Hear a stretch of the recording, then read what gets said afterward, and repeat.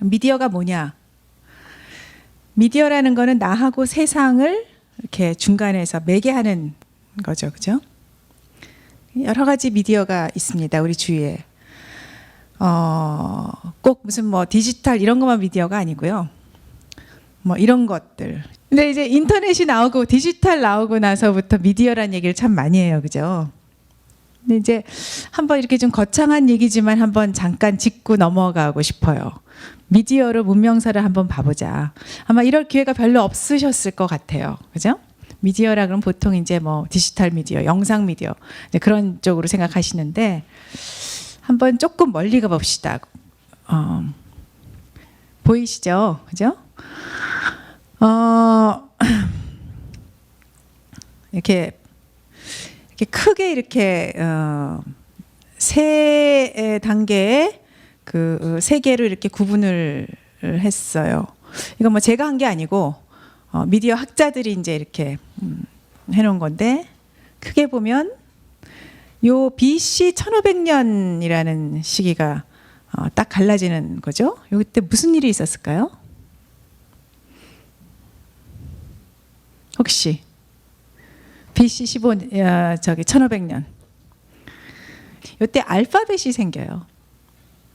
근데 그 알파벳이 동양에는 뭐 그 갑골 문자에서 더 오래 전부터 문자를 사용해 왔는데 요게 이렇게 알파벳이 왜 하필이면 그렇게 중요할까? 한번 생각을 해봐 주세요. 알파벳. 그래서 요거가 전후해서 요게 뭐 마술 시대의 코스모스라고 하는데 이렇게 구분을 하더라고요. 그래서 이제 요 알파벳이 발명되고 난 다음에는 텍스트 시대라 그래서 이제 요걸 우리가 주로 역사 시대라고 그렇게 얘기를 하죠. 그리고 요거는 이제 기술적 형상의 시대인데 알파벳이 왜 다른 문자하고 중요한지를 다른지를 잠시 말씀을 드리겠습니다. 굉장히 유니크하게도 이 알파벳은 상인들의 문자였다는 거죠. 그러니까 셈을 하기 위한 뭐 셈족이기도 하지만 셈을 하기 위한 그죠? calculate 하기 위한 문자고 그리고 또 이건 뭐냐면 여기서부터 이제 객관화 추상화의 그러니까 인간의 어떤 인류의 정신의 어떤 역사에서 볼 때 객관화 추상화가 시작된 게 이제 이때부터다라고 그렇게 추적을 하죠. 그 전에는 이제 이런 식으로 이거는 보면은 이 글자를 보면 이거가 뜻하는 거랑 상관이 있으니까 이게 지칭하는 이제 이게 미디어라면 이게 지칭하는 그런 세상하고 이게 또 쓰여지는 그런 묘사하는 그 모양하고 상관이 있는데 이건 아무 상관이 없는 거죠. man 뭐 그래서 알파벳에 다시 돌아가면 알파벳의 그걸 이제 그 발명을 중요하게 생각해요. 그러면서 텍스트 시대가 시작됐다라고 얘기를 하고 AD 1500년 경에는 이제 뭐 구텐베르그 그 금속 활자가 생겨나면서 텍스트 시대가 이제 확산이 되고 지적 공동체가 생겨나고 과학과 뭐 기술이 이제 발전을 하고 쭉 가요. 그래서 이제 여기는 이제 어떤 연속적인 그런 게 가다가 이제 여기 또 딱 끊어져요. 끊어지는데 그때가 중요한 게 뭐냐면 electricity 전기의 발명이에요. 전기의 발명인데 어떻게 요새 어떤 사람들은 지금 디지털 컴퓨터의 발명보다 이 전기의 발명이 사실 더 획기적이었다고 얘기하는 학자들도 꽤 많아요. 그러니까 어떤 뜻이냐면 전기가 발명됨으로써 근본적인 시간과 공간에 대한 이게 우리 축이 막 달라진 거예요. 시간이 어떻게 됐죠?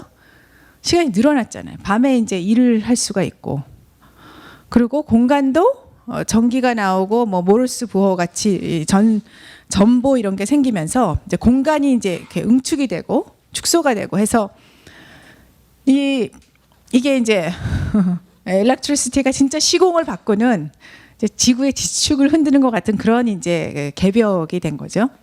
그러니까 이제 지금 제가 말씀드리는 거는 이거는 어떤 인간의 의식의 변화, 세상을 지각하는 어떤 의식과 지각의 변화라는 측면에서 봐주시면 되겠고요. 과학에서도 이제 현대 과학이 시작이 되죠.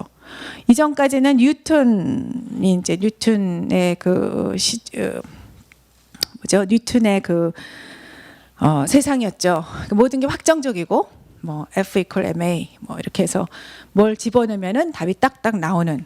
근데 막스웰의 전기 이론이 있은 이후로 전자가 어떨 때는 알갱이였다가 어떨 때는 파동이네.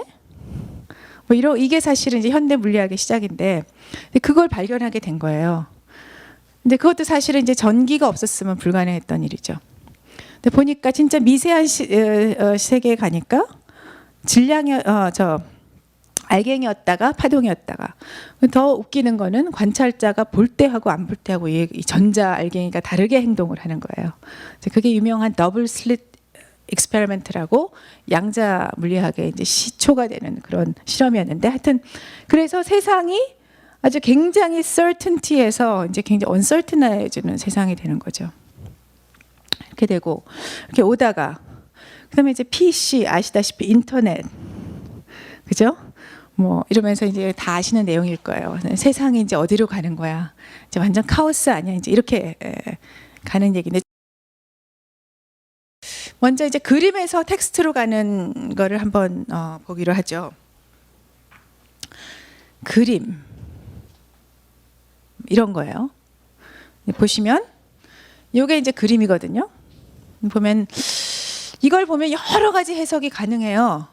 그리고 또 보통 여러분들 미술관이나 이런 데 가서 그림 한 장 떡 앞에 놓고 내가 그 앞에 서면 어떤 하나의 우주를 대한 것 같은 약간 성스러움도 있지 않나요? 그죠?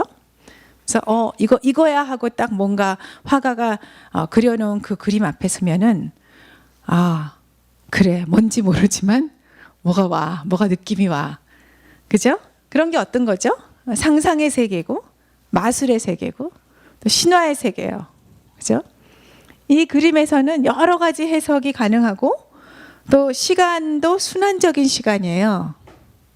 요게 이제 그림의 시대, 아까 제가 처음 말씀드린 문자 이전의 이미지의 시대, 그 우상 시대라는 게 이제 이런 거죠.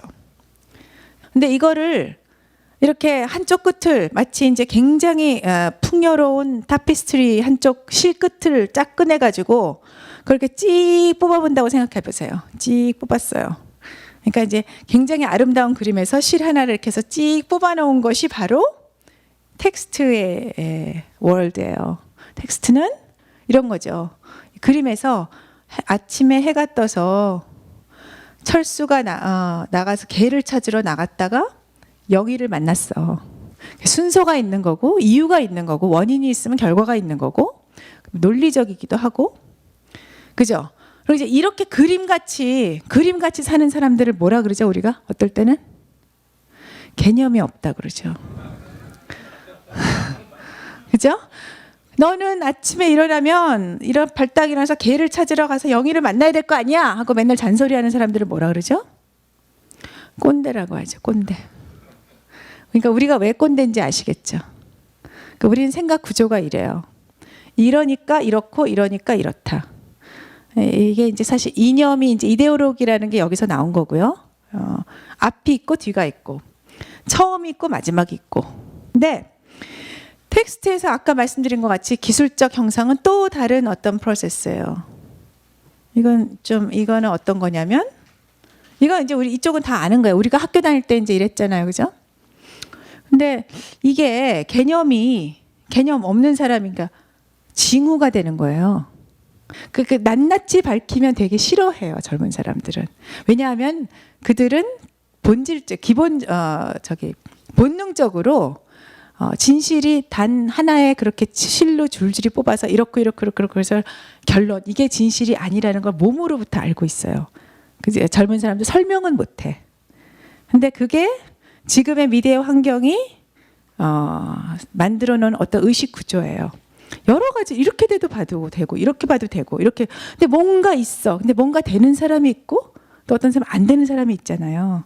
너는 괜찮아, 너는 안 돼. 그렇지만 그거 설명하라 그러면 설명할 필요도 없고 또 설명을 굳이 하라고 막 하면 불쾌해하죠. 왜 그렇게 해야 돼? 왜 설명을 해야 돼? 이제 그게 이런 거죠. 그리고 뭐가 이 역사라는 게 억지라는 걸 그들은 어떻게 보면 알아요. 젊은 세대 아는 것 같아. 그래서 그 역사가 억지스러운 걸 알기 때문에 어차피 누구의 억지를 듣는 바에야 그냥 재밌는 거를 얘기를 들려줘 이렇게 되는 거죠. 그래서 스토리텔링. 어떻게 보면 이제 뭐 권위가 없어졌다 뭐 그럴 수도 있지만 그러니까 이제 이게 뭐냐면 카오스지만 어느 정도는 우리가 조작할 수 있는 거야. 어떻게 보면 우리 손끝 안에 있어. 뭐 트위터나 뭐나 해가 손꼽으로 착 하면 쫙 퍼지고 내가 이렇게 하니까 뭐 이렇게 되는데 재밌는데 이렇게 되는 상황인 거죠. 이제 이게 이제 기술적 형상이 이제 시작되고 나서 사진, 영화, 더 나아가서 영상, 디지털 이렇게 가면서 일반적으로 보여지는 현상이라고 생각이 됩니다. 예, 그래서 이제 커뮤니케이션의 면에서 이제 이게 요런 이제 보통 우리가 텍스트형 이제 꼰대 우리가 뭐 좀 상스러운 말이긴 하지만 꼰대라고 한다면 이제 그런 커뮤니케이션의 모드는 이렇게 생겼습니다. 벽이 있어요. 여기서 제가 이 안에서 말씀드리는 겁니다. 그리고 저는 제가 여러분들의 아이덴티티를 다 알고 있고 또 여러분들은 또 저한테 피드백을 하실 수가 있어요. 이렇게. 저는 이제 여기 있고요. 뭐라고 얘기하고 또 이렇게 가고. 이게 담론이 형성되는 과정을 이제 이런 과정에서 보는 거죠. 그러니까 우리가 흔히 생각하는 학교. 너무 많은 학생이 너무 많으면 이제 이게 좀 힘드니까 학교에서 담론이 이제 형성이 되고 이게 티피컬한 텍스트 시대의 커뮤니케이션 모드인데 이게 뭐 가장 바람직하고 이제 그 담론 형성 그거라고 했지만 전자 시대는 이제 이게 안 되는 거죠. 벽이 없어요. 벽이 뒤에 막는 벽이 없고 그다음에 한 사람이 뭐라 그러면 그게 어디로 가는지도 모르고 그죠? 전자 시대의 특징 중에 가장 큰 게 저는 이제 배리어가 여러 가지 면에서 그 벽이 없어진 거라고 생각을 합니다. 그래서 이제 그 유명한 맥루한이라는 학자가 전기 시대에는 전 인류가 우리 자신의 피부가 된다. 이게 무슨 말이냐면 이제 뭐 500개 채널 이런 데서 뭐 채널 넘기면 이제 온갖 얘기가 다 있지 않습니까? 그죠? 그럼 우리가 이렇게 쫙 채널 넘기면서 보다가 뭐 무슨 지금 아프리카에 뭐 어디라 할까요? 뭐 어디 짐바위 이런 데서 굶주린 아이들, 뭐 수단 이런 아이들을 보다가 옆에 돌리면 또 뭐 어디서 무슨 뭐 누가 뭐 재밌게 노는 거 보다가 뭐 헐리우드 얘기 보다가 모든 얘기들이 이제 피부에만 왔다가 가는 거예요. 가슴까지 올 시간이 없어요. 머리도 마찬가지고 그냥 피부로 왔다가 그냥 피부에서 머물다가 계속 이제 그 얘기가 옷을 입듯이 이제 바뀌어져 가는 거죠. 그래서 뭐 이런 얘기들을 많이 합니다. 촉각, 그러니까 가슴으로 뭘 느끼기보다는 그냥 이게 피부로 오는 촉각이 중요하다. 그러니까 인지나 지각보다는 이제 센세이션, 촉각 이런 게 되게 중요해졌고요. 그리고 이제 인간이 점점 더 이런 식으로 이제 복합제로 뭐 이건 다 아시는 이제 얘기일 것 같아요. 시간과 공간도 점점 현재 여기로 이제 다 이거 이제 이런 수단이 너무나 이제 저희 눈앞에 있으니까요. 뭐 모바일 폰이나 이런 걸 통해서 과거 멀리 있던 얘기 아니면 뭐 공간으로 떨어졌던 얘기를 다 끌어올 수 있으니까 모든 게 나한테로 응축이 되는 거예요. 근데 문제는 그런 나 자신을 딱 들여다보면 뭐가 있죠? 그게 문제예요. 내가 뭐지? 그게 너무 밖으로는 뭐 한없이 이렇게 뻗어나가고 계속 나가는데 나를 이렇게 들여다보면은 불안한 거예요. 어떻게 보면 그 불안이 전대미문의 불안이라고 해요. 그래서 불안이라는 책을 써서 유명한 돈을 엄청 벌었어요. 알랭 보통이라는 그 프랑스 작가는. 왜냐하면 너무 많은 사람들이 불안하다는 걸 또 너무 느끼고 있기 때문에. 그죠? 그러니까 이제 그 가장 불안한 이유는 개념을 우리가 붙들고 있는 그 개념이 무너진 걸 거예요. 그 개념이 없어지고 거기서 이제 확 튀어지고 뭐든지 가능하고 뭐든지 할 수 있는 것 같은데 또 생각하면은 또 할 수 있는 게 하나도 없는 것 같다는 생각도 들고 어떤 뿌리 내리지 못하는 것 이제 그게 디지털 시대의 우리의 자아상의 모습이 아닌가 끊임없이 부유하고 그런 모습 이제 그래서 이제 저의 전반부의 얘기는 이렇게 좀 굉장히 비극적인 좀 비장한 말씀을 드렸습니다. 디지털이라는 게 진짜 인류 종말이 가까워졌나 이런 퀘션을 하죠. 참 근데 다행스럽고도 참 신기한 것이 사람 안에는 뭐가 되게 많은 것 같아요. 이제 이제 도저히 희망이 없다. 여기서 끝이다. 라고 우리가 생각을 하는 순간 또 다른 우리 안에 몰랐던 또 다른 면이 이렇게 또 탁 드러나고요. 또 그게 또 그 당시의 기술과 접목을 해가지고 또 다른 문명을 만들어내고, 그죠? 물론 이제 그 문명이 또 썩어가죠. 썩어가고 또 문제를 일으키는데 거기서 또 어느 틈에 어느 구퉁이에서 또 새로운 뭐가 또 나와서 이런 거가 계속 돼가는 게 인류의 역사인 것 같아요. 여기서도 저는 이제 그걸 보는 거예요. 디지털 미디어에서도. 재미있는 현상이 일어나기 시작했어요. 서양에서는 사실은 한 10년 좀 더 된 것 같아요. 문화 창조자라는 그런 얘기 들어보셨어요? 문화 창조자. Cultural Creatives라고 하는데요. 미국과 구라파에서는 이제 한 10여 년을 어떤 사회학자 두 분이 쫓아서 이제 연구를 리서치를 했어요. 그래서 그 리서치 그 결과가 문화 창조자라는 그 두꺼운 책인데 그걸 보니까 미국과 유럽에서는 거의 인구의 4분의 1이 이런 쪽에 속한다는 거예요. 그 사람들은 뭐냐면 기존에 일단 그 이념이나 그 가치관에서 기존의 어떤 뭐 신자유주의, 성장 위주, 뭐 이런 물질 만능 뭐 이런 거에서 이제 굉장히 이제 턴을 뭐 그게 right건 left건 하여튼 턴을 했다는 거죠. 기존의 정치인들한테 그 희망을 걸기보다는 새로운 뭐 지속 가능성, 환경, 그다음에 남을 돕는 이타적인 그런 것, 공동체, 뭐 그죠? 뭐 자원봉사, 그다음에 크리에이티브, 자연과 가는 이런 삶을 이미 4분의 1 인구의 4분의 1 정도가 그렇게 살고 있다고 하는 놀라운 결과를 드러내더라고요. 그런 사람들의 가치가 되게 비슷해요. 지향하는 게 공동체, 지속 가능한 삶, 그다음에 가치 있는 것. 그러니까 돈보다 물질보다는 시간에 이제 그런 행복 추구, 상생 뭐 이런 움직임이 일어나고 있는데 그 시작을 이런 데서 시작을 한 거예요. 이건 제가 이제 미디어 아트 분야에서 일을 하다가 이제 발견한 이렇게 사례들이에요. 이건 이제 그 무슨 상 받은 작품인데 미디어 아트 작품이 이런 거예요. 여기가 이제 그 바르셀로나 그 저기 지도인데 지도 위에 이제 요 빨간 도트가 뭐냐면 장애인들이 가기 어려운 그 불편 시설들을 다 이제 찍어가지고 여기다 다 올려놓은 거예요. 그 지도 위에다가. 그래서 이제 이거를 그 작가 두 명이 둘이서 이제 이걸 다니면서 다 했어요. 그래가지고 이제 이것 때문에 시에서 이 시설을 고칠 수밖에 없었던 그러니까 액션까지 이제 했던 그런 작품이 저희 미디어 아트에서 주는 굉장히 그 권위 있는 상을 받은 이제 수상작이었습니다. 이런 거런가 하면 또 국내에도요. 고재열 기자라고 혹시 아시는지?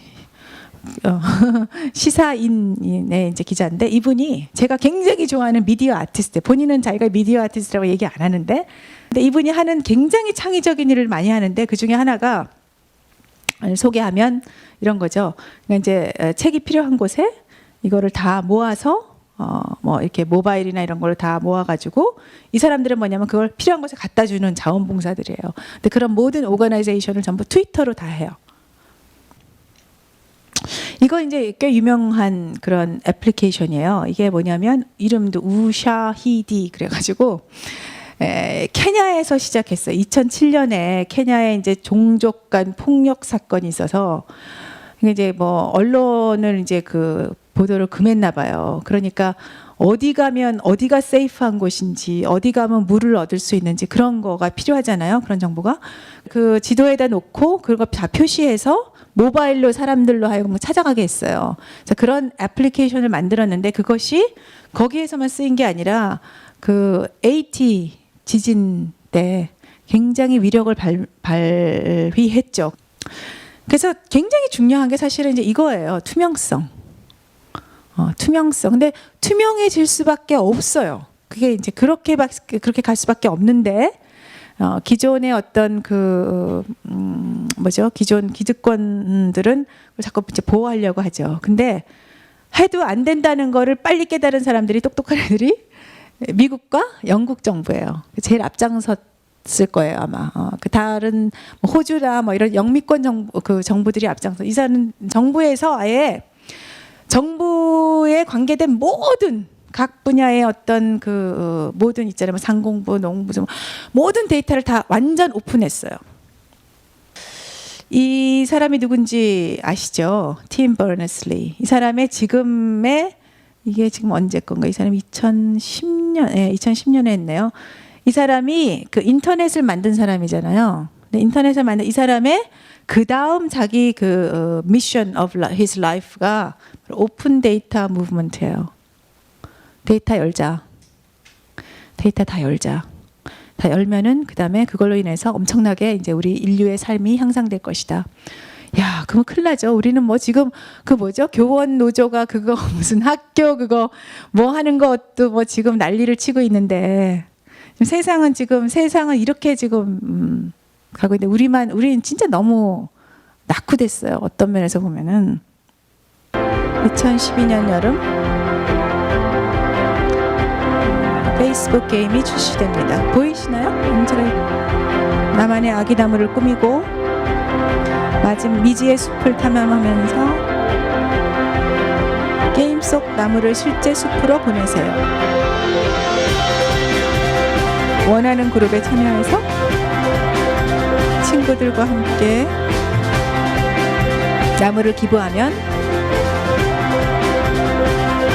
커다란 숲이 만들어집니다. 커다란 숲이 만들어집니다. 페이스북과 스마트폰에서 트리 플래닛을 찾으세요. 올여름 아기나무의 여행이 시작됩니다.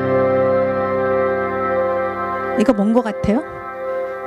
게임에서 나무를 키우면 내가 이제 나무를 뭐 비료를 주고 이렇게 키우잖아요. 그래서 성인 나무가 되면 그걸 실제로 근데 그 키우는데 며칠 걸린다 그러더라고요. 실제로 그 1대1로 세계 나무 없는 곳에 나무를 심어줘요. 근데 이거를 그 26살짜리 대한민국의 청년이 만들었어요. 대학교 재학 중에 군대 갔다 와서. 근데 이거가 게임이 대단한 게 아니고요. 지금 35만 명이 이걸 하고 있어요. 그리고 전 세계에 곳곳에 나무를 심었고, 나무를 자기가 가서 직접 심는 건 아닐 거 아니에요. 그죠? 그럼 그 지역에 가서 그 지역에서 이런 일을 하는 NGO들하고 얘기를 해가지고 나무를 심고, 그 다음에 이제 많은 경우에 나무를 심어놔도 그 주민들을 또 다 잘라서 뭐 불에 태우거나 이래요.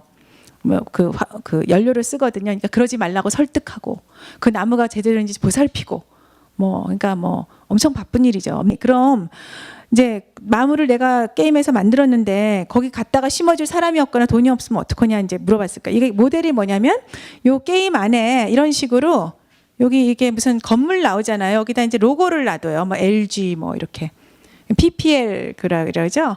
이제 그렇게 로고를 해가지고 기업에서 이제 그 광고비를 받아서 운영을 하는데, 그러면 내가 나무를 만들었는데 그게 돈이 없으면 어떡하냐고 물어보니까 6개월분 심을 돈이 있대요. 이미.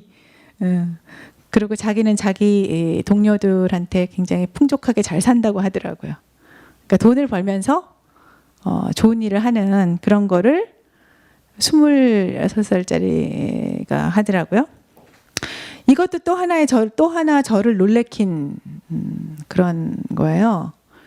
교육 사이트예요. 제가 좀 교육에 관심이 있어서 그 온라인 오프라인 교육을 하는 사람들을 좀 교육 중에서 좀 혁신적인 방식으로 교육을 하는 사람들을 찾다 보니까 이 사람들을 만나게 되는데, 그 파운더라고 하지만 뭐, 그러니까 이게 완전 무슨 스트럭처가 있는 게 아니고 완전 네트워크식으로, 그러니까 그 뭐라 하지?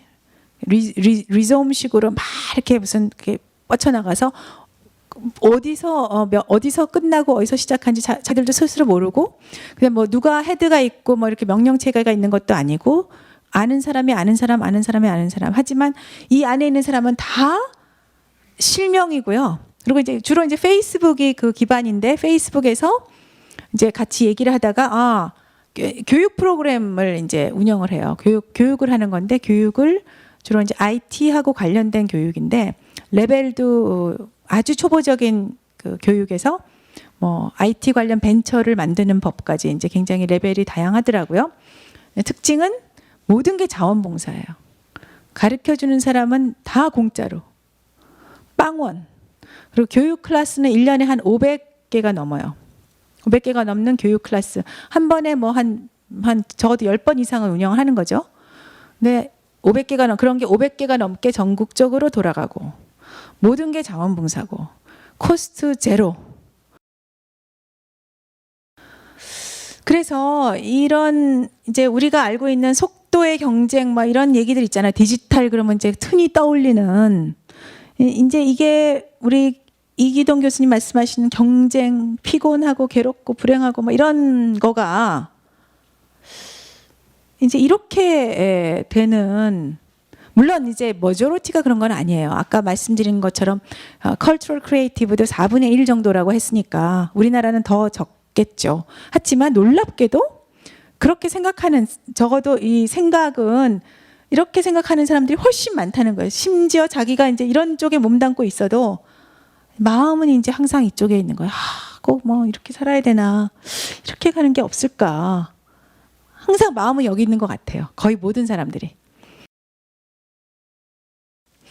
여기까지 제가 말씀을 드리면, 그건 몇몇 사람들의 어떤 그 공상적인 얘기가 아닌가 하실 것 같아서, 분명히 그 뭐 말은 좋은데 뭐 현실을 모르는 얘기가 아닌가 하실 것 같아서 제가 현실적인 사례를 좀 갖고 왔어요.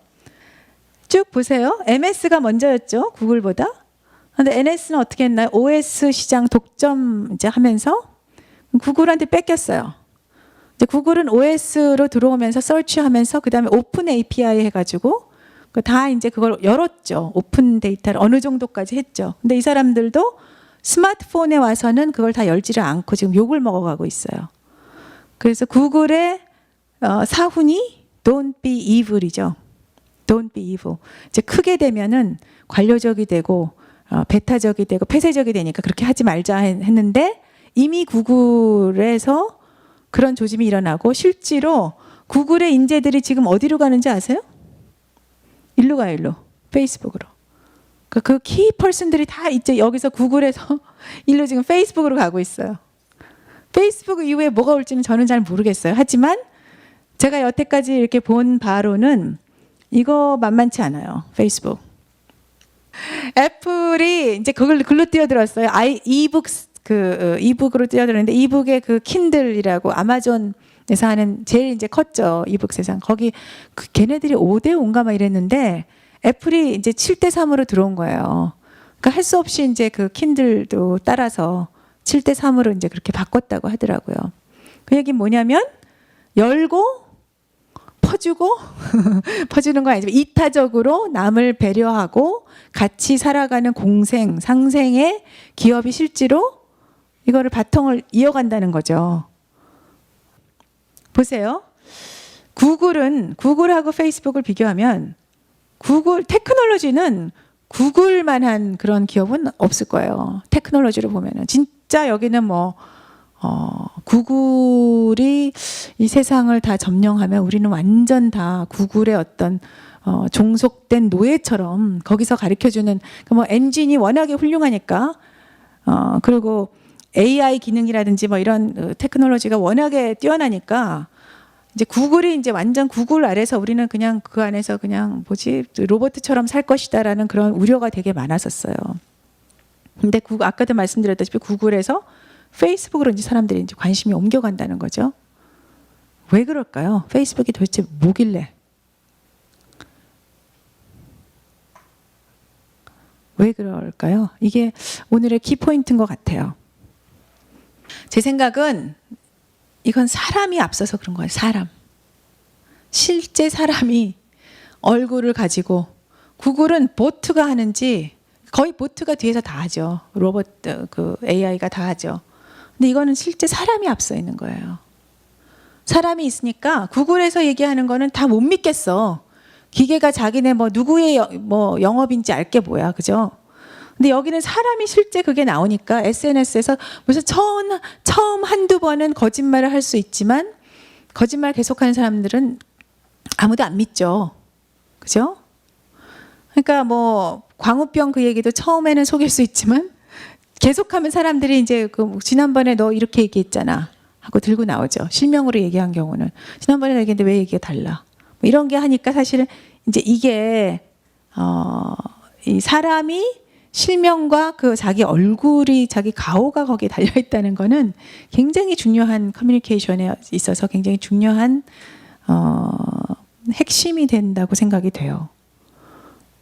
그래서 인간이 이제 어떻게 보면 인간 자체가 미디어인 것 같아요.